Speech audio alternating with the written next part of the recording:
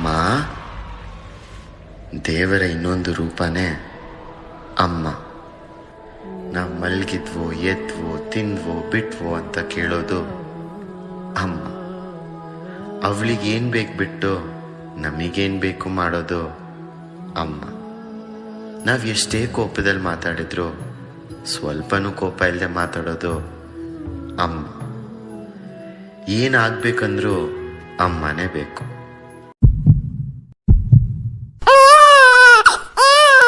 ಜೀವ ಕೊಟ್ಟವಳು ತುತ್ತು ಇಟ್ಟವಳು ಭೂಮಿ ಮೇಲೆ ಒಬ್ಬಳೇ, ಪ್ರಾಣ ಒತ್ತೆ ಇಟ್ಟು ಜನ್ಮ ನೀಡುವಳು ತಾಯಿ ಇಲ್ಲಿ ಒಬ್ಬಳೇ. ಕಾಣುವ ದೈವವೇ ಕಂಬನಿ ಇಟ್ಟರೆ ಬದುಕಿಗೆ ಅರ್ಥ ಎಲ್ಲಿದೆ. ಕರುಣೆ ಕಣಜವೇ ಕೊರಗಿ ನಿಂತರೆ ನನ್ನುಸಿರೆ ನನ್ನ ಕೊಂದಿದೆ. ನಿನ್ನ ಮಡಿಲಲ್ಲಿ ಮಲಗುವ ಆಸೆ ಮನದಲ್ಲಿ ನಾ ಕೂಸೆ, ನಿನ್ನ ಬಿಟ್ಟು ನಾನು ಎಲ್ಲೂ ಹೋಗಲಾರೆ, ನೀನೆ ನನ್ನ ಜಗವೇ.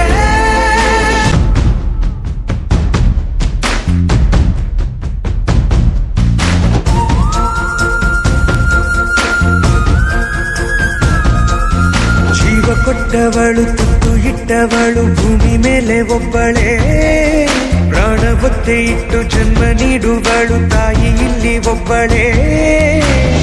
ಕಾಣುವ ದೈವವೇ ಕಂಬನಿ ಇಟ್ಟರೆ ಬದುಕಿಗೆ ಅರ್ಥ ಎಲ್ಲಿದೆ. ಕರುಣೆ ಕಣಜವೇ ಕೊರಗಿ ನಿಂತರೆ ನನ್ನುಸಿರೆ ನನ್ನ ಕೊಂದಿದೆ. ನಿನಗೆ ನಾನು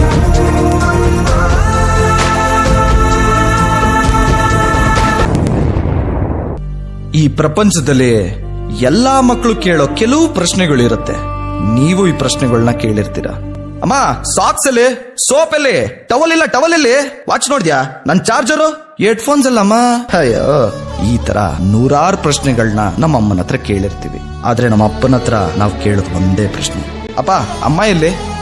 ನಾವ್ ಎಷ್ಟೇ ಕೋಪದಿಂದ ಮಾತಾಡಿದ್ರು ಸ್ವಲ್ಪನೂ ಕೋಪ ಇಲ್ದೆ ಕೇಳೋಳು ನಮ್ಮಮ್ಮ.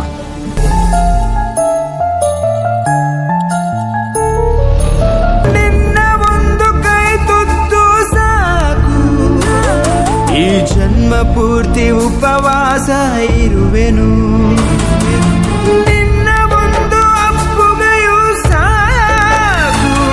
ಆ ನೆನಪಿನಲ್ಲಿ ಸೆರವಾಸ ಇರುವೆನು.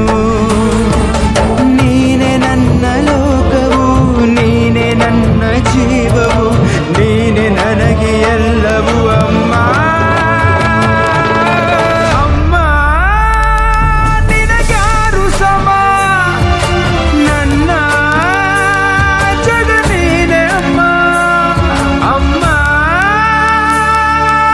ಅಮ್ಮ ಇರೋ ಮನೆಯಲ್ಲಿ ಹಸಿವಿರೋಲ್ಲ. ಆ ಅಮ್ಮನ್ನ ಮರಿಬೇಡಿ. ಇದು ನನ್ನ ಎಲ್ಲ ತಾಯಂದಿರಿಗೂ ಒಂದು ಚಿಕ್ಕ ಟ್ರಿಬ್ಯೂಟ್.